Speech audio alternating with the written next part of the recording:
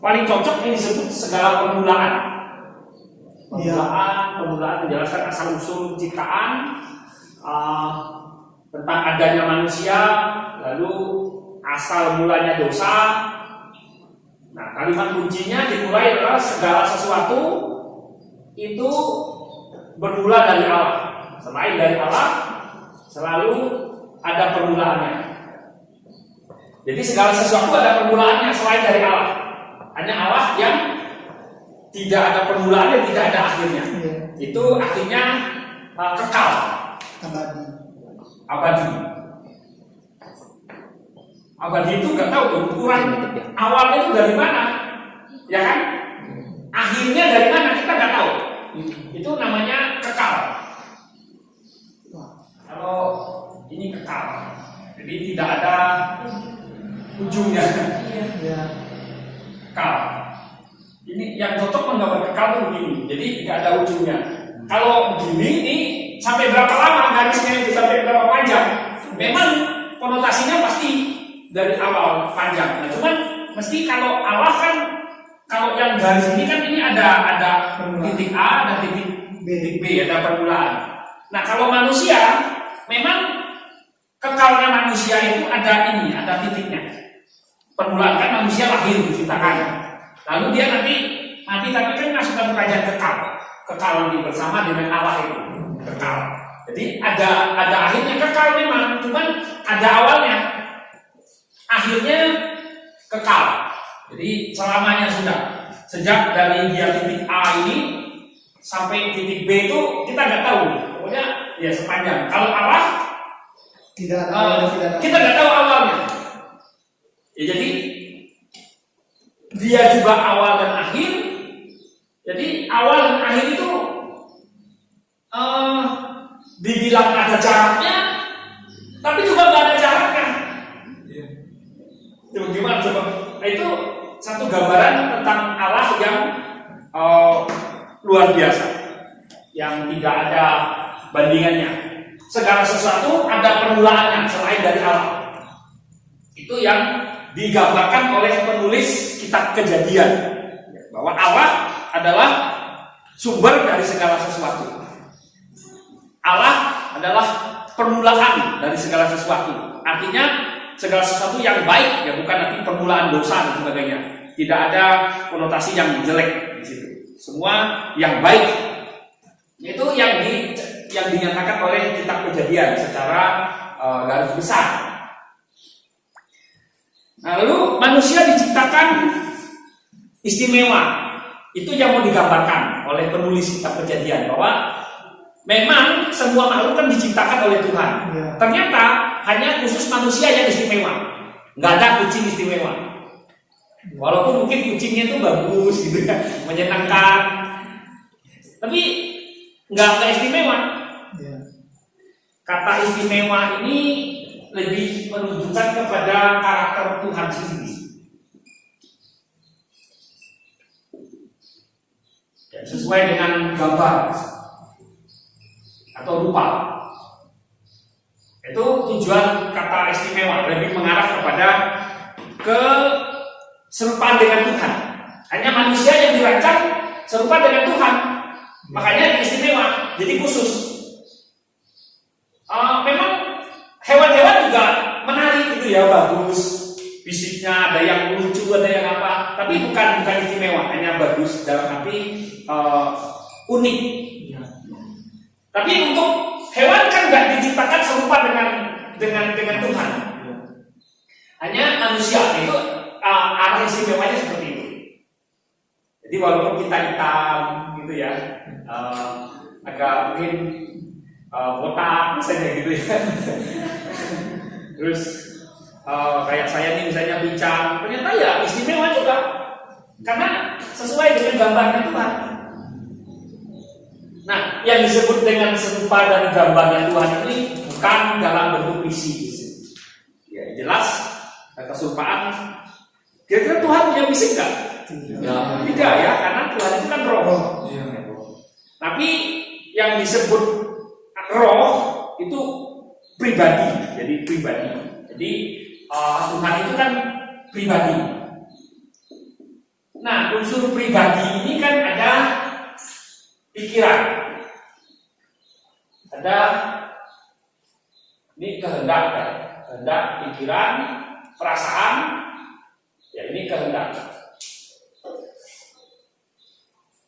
Nah, yang namanya pribadi itu ada dia berpikir, punya jenius, ya punya pengetahuan, tapi juga punya perasaan. Perasaan itu artinya orang bisa marah, orang bisa senang, tersenyum, perasaan lah, punya rasa, punya rasa. Jadi kalau seorang punya rasa itu kan yang sehat itu punya rasa. Jadi kalau disakiti dia marah, kalau dia dipuji dia senang, kan gitu. Itu orang punya perasaan. Tapi kalau orang sakit perasaannya itu dimarah atau dipuji nggak ada efeknya. Sama aja. Bahkan konsep kita puji justru dia marah. Kita omel-omelnya justru bisa ketawa, bisa sentuh dan sebagainya. Itu konsep namanya. Nah, saya harap semua kita perasaan di sini normal ya. Normal ya. Punya perasaan ya. Ya. Karena itu saya jaga perasaan. Ya, harus tahu diri. Jangan nyakitin perasaan orang lain. Betul nggak? Menurut saya jaga perasaan karena kita punya perasaan masih sehat kan? Masih sehat. Ya. Ini enggak sehat. Ya. Walaupun ada persoalan secara pribadi ya, tapi perasaannya masih sehat ya. Masih. Puji Tuhan ya. Kalau ada yang nggak sehat ya kita doakan supaya sehat. Oke, lalu punya kehendak. Kehendak ini memikirkan sesuatu yang baik, kehendak di apa yang harus kita pikirkan. Ya. Punya kehendak, berkehendak untuk menciptakan dan sebagainya. Punya pikiran, pengetahuan, ini unsur pribadi. Nah, Tuhan kita serupa dengan gambar dan rupa Tuhan itu dalam bentuk pribadinya, bukan dalam bentuk fisik. Ya. Karena kalau dalam bentuk fisik nggak ada samanya. Tuhan bisa jadi manusia, betul nggak? Betul. Tapi manusia nggak bisa jadi Tuhan. Betul. Nah, jadi ini yang harus kita pahami tentang makhluk istimewa. Jadi manusia diciptakan istimewa karena dalam bentuk pribadinya, dalam bentuk pribadi. Jadi keistimewaan ada sesuai dengan rupa dan gambar, seperti sesuai dengan rupa dan gambar. Nah, jadi seperti rupa kita, seperti itu bukan berarti sama, betul nggak? Betul. Kalau gitu, siapa gambar Tuhan sebenarnya? Gambarnya Tuhan. Gambar yang benar. Kalau kita kan manusia diciptakan seperti itu kan bukan sama. Nah kalau gitu siapa gambarnya yang aslinya? Dia sendiri. Ya Tuhan sendiri, ya kan? Kita kan cuma seperti gambarnya ya Tuhan ini. Nah nanti dalam perjanjian baru, jadi semua kebanyakan penafsir atau sarjana itu lebih merujuk nanti bahwa PL ini nanti akan semua mengarahkan kepada Kristus. Jadi Allah dalam perjanjian lama ini kan masih dalam bentuk simbol, masih dalam bentuk hal-hal yang seperti teofani, Allah menyatakan diri dalam berbagai hal. Nah, tapi nanti dalam perjanjian baru, gambar dan rupa ini bukan lagi hanya sebagai simbol, tapi yang hadir. Kalau dalam perjanjian lama Allah masih hadir dalam teofani. Jadi rohnya secara roh itu masih ditekankan. Tapi dalam perjanjian baru nanti Allah yang roh ini dia menjadi daging, bisa dilihat. Jadi rupanya itu ternyata juga ya roh lalu menjadi daging dalam inkarnasi Yesus Kristus. Nah kita istimewanya di situ. Keserupaan dengan Tuhan. Istimewa ya. Walaupun ya agak hitam mungkin ya itu. Tidak masalah. Yang penting istimewa. Oke, jadi kita berbeda dengan makhluk ciptaan yang lain. Hanya manusia yang diciptakan serba seperti gambarnya Tuhan. Nah, hanya manusia yang memiliki persekutuan dengan Tuhan. Artinya diciptakan nanti untuk kembali menyatu dengan Tuhan. Kira-kira monyet menyatu dengan Tuhan? Ya, hanya kita manusia yang diciptakan nanti menyatu. Yang masuk dalam kerajaan surga ya manusia yang Tuhan rancangkan. Nah, kalau gitu kan di surga kan bermacam-macam, ada gambar yang mewakili binatang. Artinya ini ada gambar singa, ada gambar rajawali, ada gambar lembu atau sapi. Nah, kalau gitu berarti kan jangan-jangan ada lembu atau singanya juga masuk surga gitu ya? Bisa jadi ya.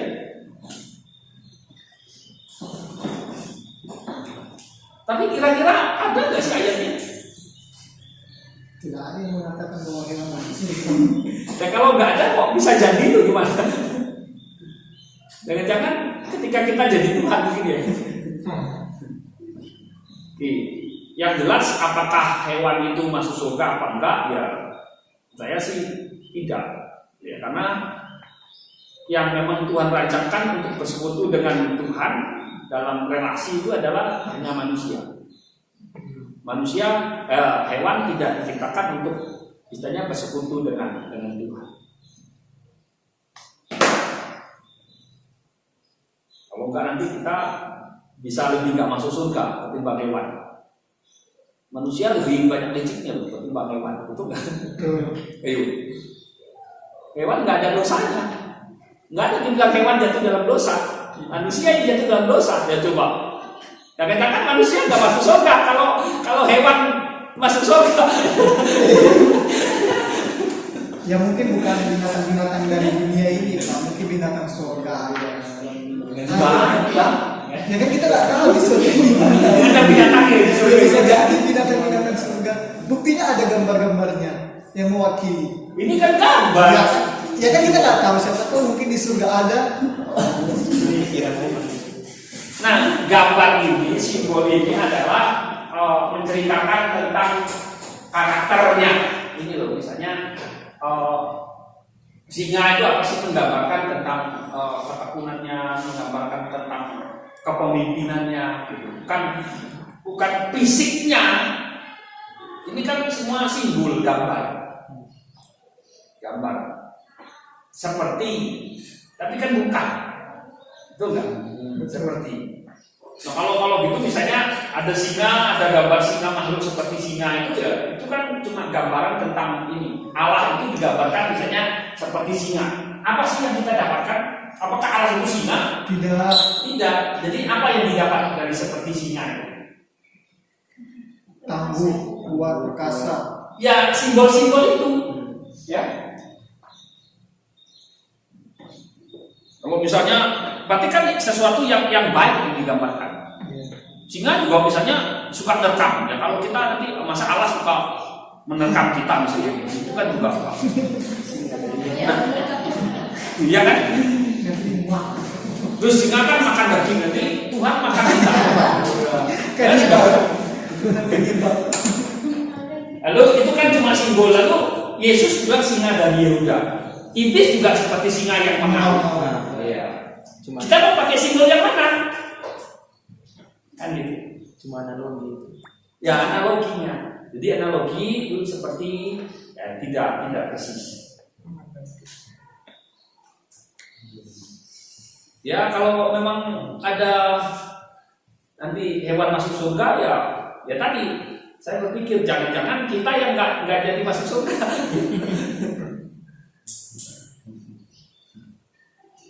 Oke, jadi yang jelas kita dirancang istimewa untuk bersekutu dengan Allah. Ya, manusia yang dirancang, apakah nanti makhluk lainnya juga nanti masuk surga? Ya udah, kita nggak usah ngurus. Mending kita sendiri diurus, ya. Pastikan bahwa kamu betul nggak bersekutu dan nanti masuk surga. Kamu sendiri ya belum pasti. Masa ngurusin yang lain? Pasti nggak sih? Belum tentu. Waduh. Ini harus perlu belajar lebih apa namanya EE ya, evangelist evaluation ya. Itu kamu belum pasti ya masuk surga ya.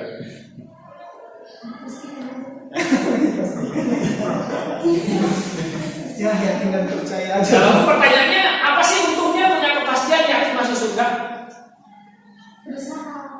Nah, Kita berusaha. berusaha, lu sudah punya kepastian kok berusaha lagi tuh.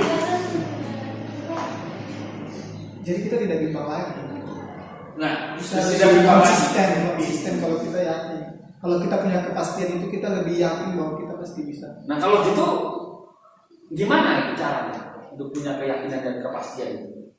Apa bisa menjamin kamu konsisten itu? Nah itu dia tergantung pribadi. Tergantung pribadinya. Jadi sebetulnya masuk surga itu kepastian. Kepastian masuk surga itu apa sih? Kamu sendiri pasti gak sih masuk surga? Amin. Loh, yang benar nih saya kan. Yakin Pak, yakin masuk surga. Yakin. Loh, alasannya apa? Ya alasannya nanti sih yang penting selama kita hidup sesuai dengan yang diperintahkan Tuhan. Yakin kamu mampu? Ya. Yakin pasti bisa. Dari Apa yang tidak bisa surga pasti bisa. yakin kamu mampu? Yakin. Saya pikir sih enggak. Kan Bapak kan bukan Tuhan, kenapa? Nah iya, karena saya bukan Tuhan, saya lebih gak yakin. Kita kan nggak tahu kehendak Tuhan seperti apa. Kalau nggak tahu kenapa kok pasti tadi? Itu karena keyakinan saya, Pak. Karena saya memiliki keyakinan. Nah, kamu yakin nggak itu masuk surga? Yakin. Pasti. Pasti. Amin. Alasannya apa? Alasannya apa? Alasan masuk surga. Ya. Ya, yang pertama yang penting intinya hidup sesuai dengan peraturan Tuhan. Nah, kamu bilang hidup sesuai. Ini kan syaratnya nggak? Ini syarat nggak? Syarat. Mampu nggak kamu? Memenuhi syarat nggak? Kehidupan sehari. Kamu bilang sesuai dengan Tuhan. Memenuhi syarat nggak? Coba kamu pikirkan. Ya pasti nggak semua syarat itu bisa kita penuhi sepenuhnya kan Pak. Kalau satu pun syarat ini tidak bisa kamu penuhi, jadi pasti. Ya tapi kan Tuhan maha pengasih, maha pengampun. Ya kan kita. Iya. Ya kan kita sudah diselamatkan oleh Tuhan Yesus. Sekarang yang kita lakukan itu adalah mengerjakan keselamatan itu seperti apa. Nah yang penting kan kepastiannya surga itu udah kita dapatkan. Nah tinggal pribadinya lagi bagaimana agar surga itu memang. Jadi masuk surga itu kepastianmu atau apa? Masuk surga itu kepastian. Kamu masuk surga itu kan tadi kan semua nih hidup sesuai, akhirnya ada syaratnya. Sekarang kira-kira dengan syarat yang diberikan kita tuh pasti nggak masuk surga?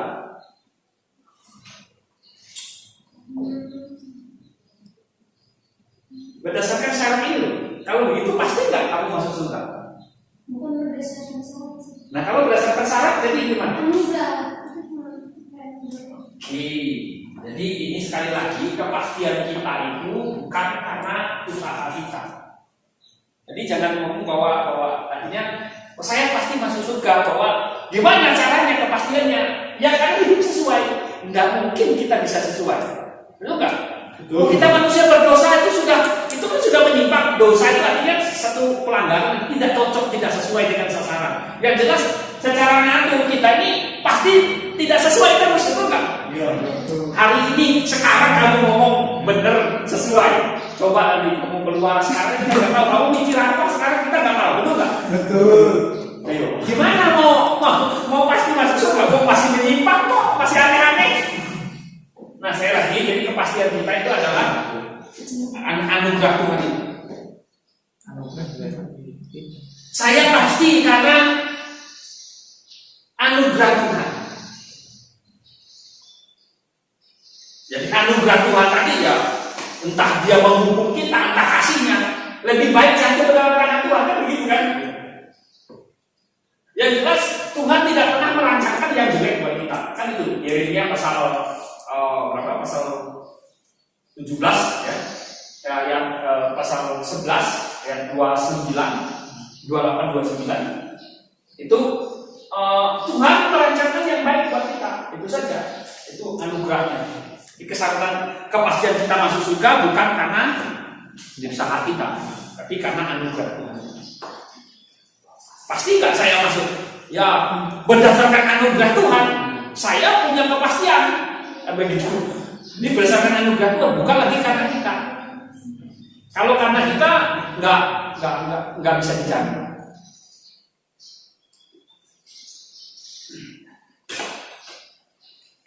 Lalu ada yang mau bertanya di sini?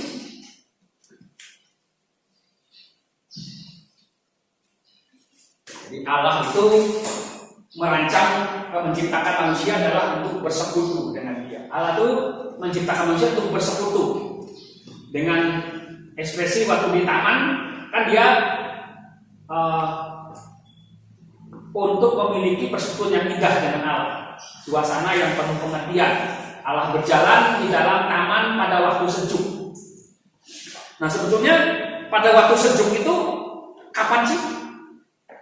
Seperti apa sih? Apakah jam 9? Apakah jam 8?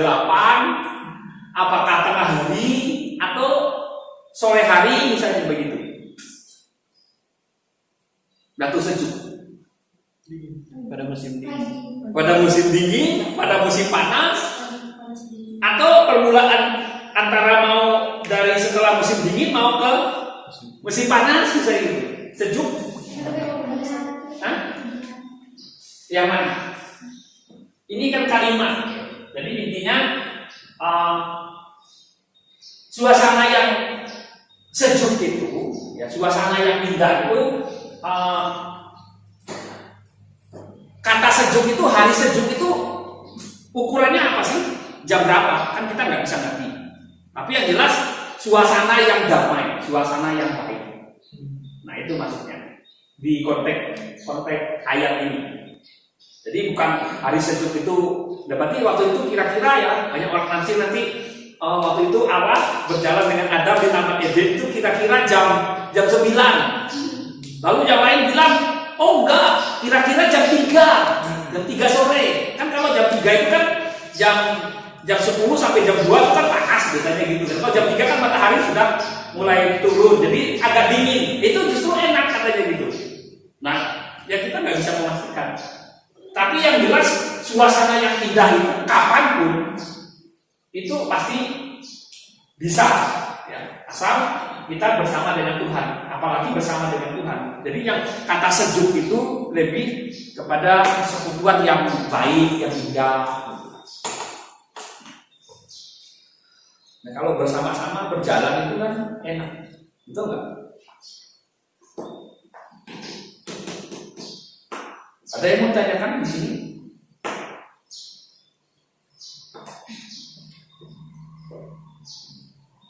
Ada yang mau tanyakan? Kok bingung? Yang ketiga itu manusia jatuh ke dalam dosa dengan melanggar. Jadi dosa itu adalah melanggar perintah Allah. Jadi dengan sengaja, berdasarkan free will-nya. Jadi manusia berdosa itu bukan karena dari Tuhan. Jadi memang dia sendiri yang memilih. Kira-kira kalau dia nggak makan buah itu salah nggak? Yang memutuskan makan buah itu siapa? Manusia. Bebas nggak? Bebas. Kalau dia nggak memilih makan buah, bebas nggak? Bebas. Kira-kira iblis nggak yang membuat dia berdosa? Tidak. Dia sendiri, ya kan? Karena dia sendiri yang memilih untuk makan buah. Ya memang iblis hanya pemicunya saja, membuat wanita itu berpikir. Tapi untuk menanggapi, untuk bertindak, iblis tidak punya kuasa supaya manusia terus bertindak. Enggak. Iblis cuma membuat manusia berpikir. Nah, setelah dia berpikir, nanti diambil. Nah, akibatnya buat manusia itu sendiri.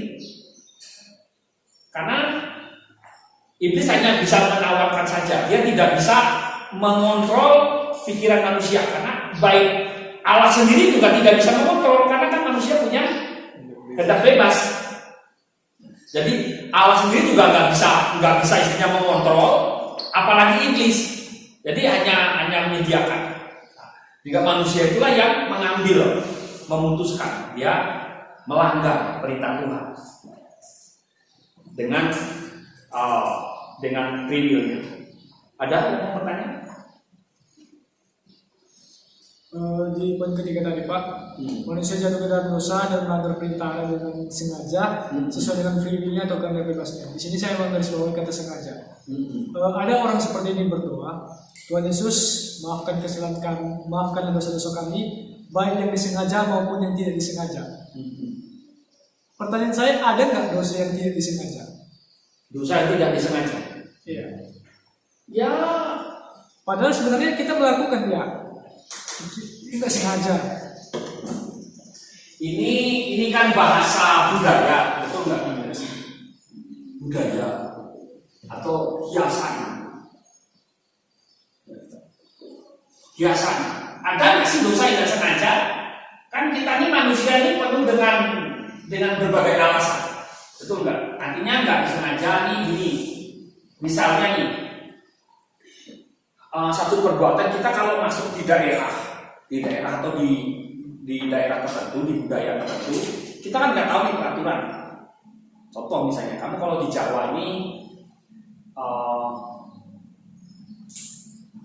orang Jawa itu kalau bilang lauk makan itu ikan, betul nggak? Lauk ikan dia bilang. Nah, kalau kita pengertian ikan itu apa? Ya ikan itu nggak ikan yang ada siripnya atau lele atau sebagainya, pokoknya ikan. Tapi kalau orang Jawa dengan kata lauknya apa? Ikannya, jadi iwak istilahnya di sini. Ini menunjukkan sayur sebetulnya. Sayurmu apa? Nah, kadang kita tanpa sengaja kita nggak mikir, jadi maunya ikan laukmu apa? Gitu. Kamu mau makan apa sayurnya? Kalau bahasa Jawa, iwaknya apa? Lauknya apa? Ikannya apa? Jadi mereka bahasa Indonesia jadi ikannya apa? Kita kok bingung, ikan ya ikan. Tapi kalau mereka ikannya bisa sapi, bisa sayur wedok atau indomie sekalipun, ya sama. Nah nanti kita kadang berdebat. Nah, ini kita kadang nggak tahu dari segi budaya, banyak contoh yang lain mungkin nanti kita bisa pahami. Ada misalnya di daerah tertentu, tempat saya dulu pernah perkelahian antar suku. Gara-gara dari suku ini misalnya ngomong bahasa ini artinya ini, lalu bahasa itu artinya lain. Contoh misalnya kalau ada suku di tertentu tentang kalau lewat, kata lewat ini ya, kata lewat, masalahnya kata lewat dan kata pokoknya ada satu kata itu, karena suku itu kan setiap kata kadang ada yang berbeda maknanya. Satu ini maknanya baik, tapi di suku yang ini maknanya jelek. Kata lewat ini di satu suku ini bahasanya misalnya ini dia pakai bahasa permisi ya saya lewat, padahal arti itu dia permisi mau lewat. Tapi di satu suku yang lain bahasa itu, kalimat itu kayak kamu minta dipukul artinya. Jadi dia permisi mau lewat, artinya dia kayak minta dipukul. Nah, jadi di satu suku itu sebetulnya dia mau lewat, permisi saya mau lewat, itu bahasa daerahnya. Tapi yang di bahasa yang kedua, orang itu kok minta pukul. Jadi dia kerja dipukul sama dia gitu. Nah orang itu, kenapa kamu pukul saya kan gitu kan? Jadi berantem. Nah ini artinya yang kita biasa tidak bisa sengaja atau lagi nanti banyak contoh. Ada nggak yang tidak sengaja? Ada banyak. Karena tidak tahu kita. Tapi kalau masalah jatuh dalam dosa tadi itu ya nggak ada yang tidak sengaja, itu disengaja melanggar perintah Tuhan. Nah dalam adat kebudayaan bisa kita nggak bisa ngerti. Apalagi kayak saya, kayak kita aja ya dari luar daerah ya di Jawa ini kan banyak budaya ya. Jadi dia kadang kita nggak sengaja menyakiti orang-orang di Jawa ini. Tapi orang Jawa juga kadang nggak sengaja mereka menyakiti kita.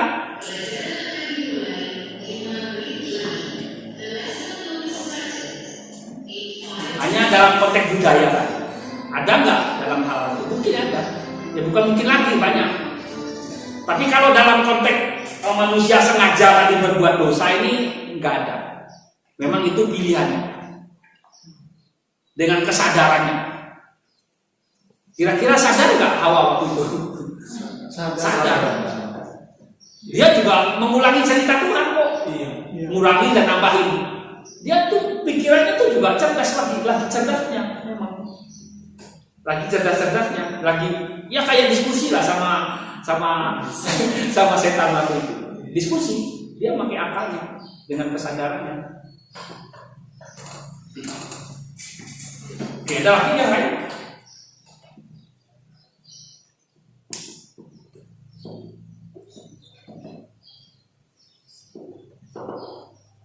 Ada? Nah lalu yang selanjutnya kitab Kejadian itu juga menceritakan tentang dua babak kehidupan. Dua babak itu yang pertama kan melalui Adam dan Hawa. Tapi babak pertama ini berakhir ketika air bah. Nah setelah air bah kan ada babak kehidupan lagi. Hanya dimulai dari Nuh. Jadi ada dua babak kehidupan. Kemudian dilanjutkan pada generasi Abraham, Ishak, dan Yakub. Nah yang menarik kitab Kejadian ini kalau dalam bahasa Inggrisnya kan Genesis ya.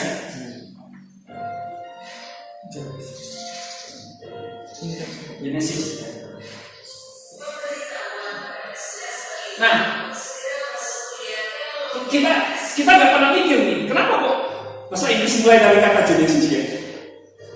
Nah, kadang ini yang menarik karena Genesis ini kan dari kata gen. Gen itu adalah suatu zat kimia ya yang memulai kehidupan. Ya, gen.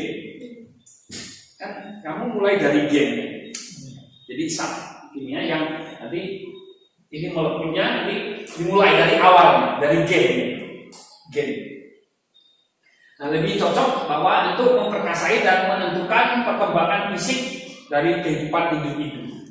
Jadi kitab Kejadian itu adalah memulai menceritakan segala perkembangan, mulai dari perkembangan sampai pada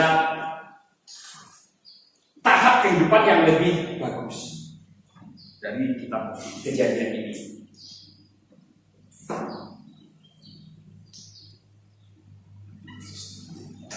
Ada yang mau bertanya lagi? Nah dari segala cerita dari dalam kitab Kejadian ini adalah menceritakan tentang bagaimana cara Allah memenuhi setiap kebutuhan manusia.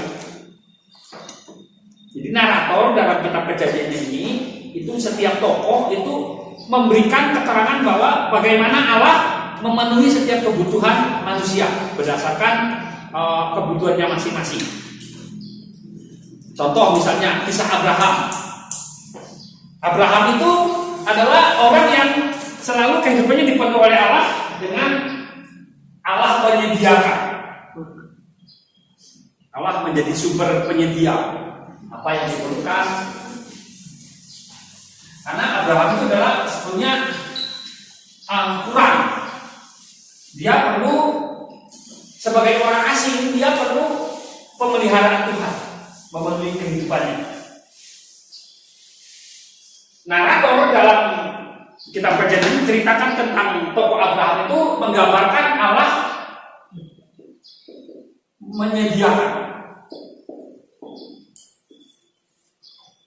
menyediakan auxilia segala berkat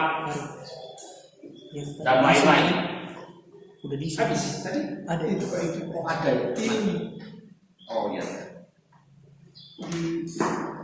Allah sebagai penyedia kebutuhan dalam segala kekurangan.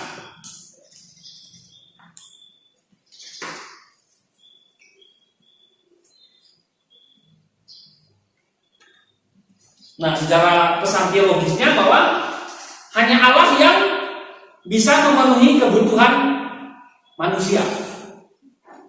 Dalam perjalanan kehidupan ini, Abraham kan mengembara, ya kan? Mengembara. Jadi orang asing mengembara. Nah, secara pesan teologisnya, kita ini pengembara di dunia ini, kan begitu. Biasa kan khotbah begitu ya. Jadi pesan teologisnya kita mengembara. Nah, kebutuhan kita dalam pengembaraan itu hanya bisa dipenuhi oleh Tuhan yang menyediakan segalanya. Jadi jangan khawatir kalau misalnya secara teologis nih, kalian di sini jangan khawatir bahwa Allah pasti menyediakan apa yang kalian butuhkan. Amin. Kan begitu. Betul nggak? Betul. Cuma kita nggak sabar. Kita melebihi rencana Tuhan. Akhirnya kurang.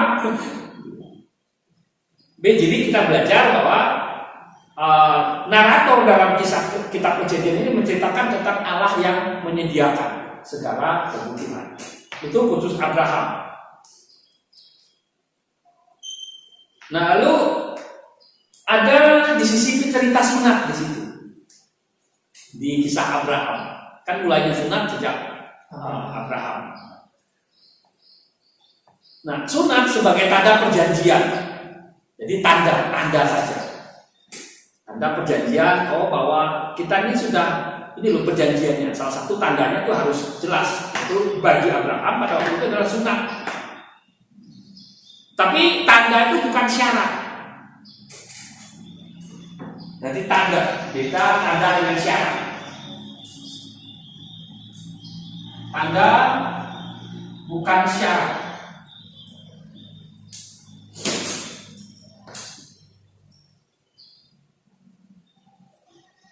Kalau tanda itu tidak mutlak, tapi kalau syarat itu mutlak. Ya kan? Tanda itu kan cuma ya tandanya saja. Karena nanti ada orang lain bilang pada sunat itu Wajib. untuk keselamatan, wajib.